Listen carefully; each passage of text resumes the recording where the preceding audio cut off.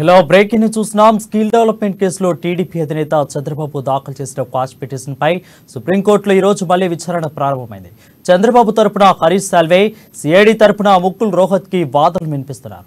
విచారణ సందర్భంగా ఇరువురు భిన్నమైన వాదనలు వినిపిస్తున్నారు. 17A చుట్టూనే వాదనలు కొనసాగుతున్నాయి. 17A చంద్రబాబుకు వర్తిస్తుందని కోర్టుకు సాల్వే తెలిపారు. చట్టాన్ని దుర్వినియోగం చేయకుండా 17A కాపాడుతుందని చెప్పారు. ఇదే విషయాన్ని నిన్న కూడా తాను చెప్పానని చెప్పారు. ఆ సందర్భంగా సుప్రీంకోర్టు కీలక ప్రశ్న వేసింది. 17A అనేది ప్రొసీజర్ అయినప్పుడు అది హక్కుగా వర్తిస్తుందా అని ప్రశ్నించింది. వాదనలకు ఇంకా ఎంత సమయం తీసుకుంటారని సాల్వేను ధర్మాసనం ప్రశ్నించింది. మరో గంట కావాలని కోర్టును సాల్వే కోరారు. దీంతో ముకుల్ రోహత్కి కలుగు చేసుకుని ఇంకా ఎంతసేపు యువరానన్, ఇప్పటికే 3 రోజులుగా వెయిట్ చేస్తున్నామని చెప్పారు. మీరు గంట అవకాశం ఇస్తే తాను గంట తర్వాతనే వస్తానని తెలిపారు. దీనిపై నోటీసులు ఇవ్వాలని, ఆ నోటీసులకు కౌంటర్ దాఖలు చేస్తామని చెప్పారు. దీనిపై సమాధానం సాల్వే మాట్లాడుతూ ఇదొక క్రిమినల్ కేసు అని, కౌంటర్ అఫిడవిట్లు దాఖలు చేసిన అవసరం లేదని తెలిపారు. తనకు అవకాశం ఇస్తే తాను రిఫరెన్స్ తీర్పులను తమరి ముందు ఉంచుతానని, నిందితులకు రక్షణ కల్పించిన కేసులను ఉదహరిస్తానని చెప్పారు. మరేపు ధర్మాసనం స్పందిస్తూ హైకోర్టుకు సిఐడి సమర్పించిన డాక్యుమెంట్ల ఆధారంగానే ఇక్కడ విచారణ జరుగుతుందని వ్యాఖ్యానించారు. కొత్తగా నోటీసులు ఇవ్వాల్సిన అవసరం లేదని స్పష్టం చేశారు. మరేపు నిన్న విచారణ సందర్భంగా ఈ కేసులో 17A వర్తించేలా ఉందని జస్టిస్ అనిరుద్ధ బోస్ వ్యాఖ్యానించిన సంగతి తెలిసిందే. ప్రస్తుతం కోర్టులో వాదనలు కొనసాగుతున్నాయి.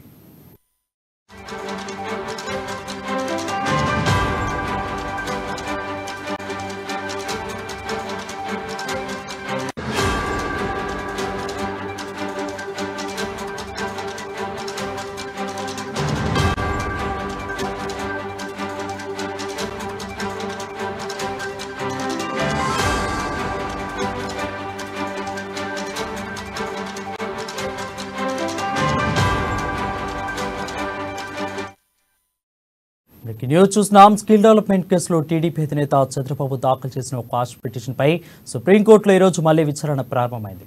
చంద్రబాబు తరపున హరీష్ సాల్వే, సిఐడి తరపున ముకుల్ రోహత్కి వాదనలు వినిపిస్తున్నారు. దీనిపై మరింత సమాచారం మా ఇన్పుట్ ఎడిటర్ శ్రీనివాస్ అందిస్తారు. శ్రీనివాస్, చెప్పండి, వాదనలు ఏ విధంగా కొనసాగుతున్నాయి? రైట్ వరుణ్, ఏదైతే మనం సుప్రీంకోర్టు విచారణకు వెళ్లే ముందు ఏపీ హైకోర్టు చంద్రబాబు విచారణకు సంబంధించి ఒక తాజా తీర్పును వెలువరించింది. ఏదైతే చంద్రబాబు నాయుడు స్కిల్ స్కామ్ కేసుకు సంబంధించి బెయిల్ పిటిషన్ ను లంచ్ మోషన్ లో వేయడం జరిగింది. అయితే ఈ పిటిషన్ ను విచారణకు నిరాకరిస్తూ ఏపీ హైకోర్టు కొద్దిసేపటి క్రితమే తీర్పునివ్వడం జరిగింది. దీంతోనే చంద్రబాబు నాయుడుకు స్కిల్ కేసులో ఏపీ హైకోర్టులో అయితే చుక్కెదురైందని చెప్పొచ్చు. ఇక సుప్రీంకోర్టు విషయానికి వస్తే కనుక సుప్రీంకోర్టులో ఏదైతే చంద్రబాబు నాయుడు ఈ స్కిల్ స్కామ్ కేసుకు సంబంధించి క్వాష్ పిటిషన్ మీద గత 2 రోజులుగా కూడా హైకోర్టులో చాలా వాడివేడిగా ఆర్గ్యుమెంట్స్ అయితే జరుగుతున్నాయని చెప్పొచ్చు.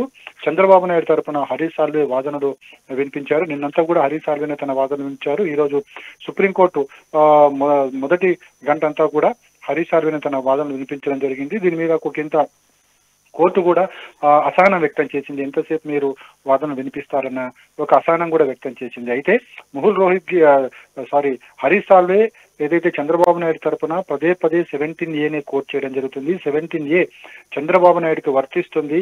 ఈ కేసు విషయంలో ఎఫ్ఐఆర్ దాఖలైంది, చంద్రబాబు నాయుడు దాఖలైంది ఈ మధ్యనే. అదేవిధంగా 2021లో చట్టం ప్రకారము ఏదైతే గవర్నర్ అనుమతి తీసుకోవాల్సిందే, అరెస్టు సమయంలో కూడా గవర్నర్ అనుమతి తీసుకోవాల్సిందే.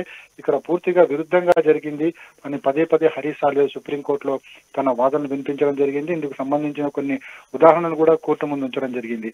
అయితే ఈ విచారణకు సంబంధించి అనేక అంశాలు తెర మీదకి రావడం జరిగింది. అయితే కోర్టు కూడా ఒకంత నిన్న మాట్లాడిన దాంట్లో కూడా 17A అనేది కేవలం పెట్టడం జరిగింది. కానీ అక్కడ చట్టానికి సంబంధించి కావచ్చు, అవినీతి జరిగిందా లేదా అనేది అక్కడ ముఖ్యమని చెప్పేసి కూడా నిన్న కోర్టు మాట్లాడడం జరిగింది. అయితే ఈ రోజు ఉదయం కూడా హరీష్ సాల్వే తన వాదనను అది యథారీతిగా వినిపించడం జరిగింది. ఏదైతే చంద్రబాబు నాయుడుకు సంబంధించి ఖచ్చితంగా 17A వర్తిస్తుంది, గవర్నర్ అనుమతి తీసుకోవాల్సిందే, ఏదైతే చట్టాన్ని అతిక్రమించవద్దు, అదేవిధంగా ఒక కేబినెట్ తీసుకున్న నిర్ణయాన్ని ఒక వ్యక్తికి ఎలా అంటగడతారు అనే అంశాలన్నిటి మీద కూడా తెర మీదకి తీసుకురావడం జరిగింది. ఖచ్చితంగా రాజకీయ కక్షతో కూడుకుంది అని చెప్పేసి కూడా పదే పదే వాదించడం జరిగింది. ఎప్పుడైతే ప్రభుత్వ అధికారులు కావచ్చు, ప్రభుత్వ సిబ్బంది కావచ్చు, లేకపోతే గవర్నమెంట్